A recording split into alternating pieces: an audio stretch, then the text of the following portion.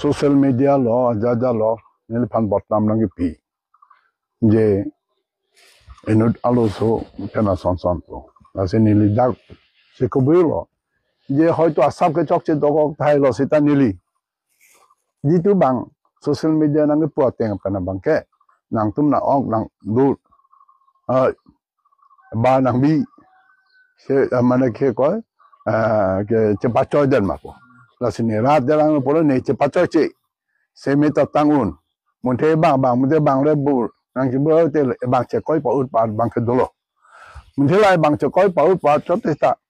dak mo phong sa la dak ta ha ko din ha ko ju pen bisa kinda do ko pot e ke se than nam se me rong sa long ta dam lo rong sa bang ni phan permission ong pi lo nang cha jak e kur senam da jon senam ta ho ai senam ta la ha bisal bang ha la dak ba phonga sal tumolong che thanam ke me bu se pini da ka bang penang jong phan che than hor bong hor thei la pen ke ai pusi ni li pulo je la hai bang ne phanang nang ke putap nang ke bu phu apot nang ni tum nang bisal ba nang sai tum tha na si dak bo phonga sal tum e hima sa tum kakre tum ni phan ke ko nang cham dun lo aja du lo hoitu ai hisab ta dokolo asa ba photo dolo de paklang pachan ta me aso bosu bange lasi even bang chimni sa da nang pulo ai lopot sita nang tung la nang pu lam thya joine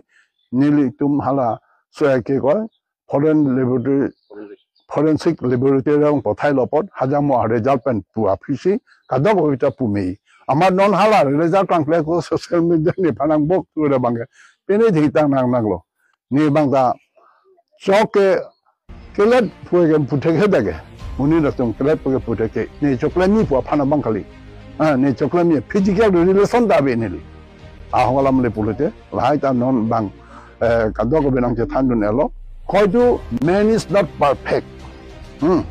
muni ke perfect abida thare methang choklam pleta jurbosti banglang e kuriya thondo it is a planning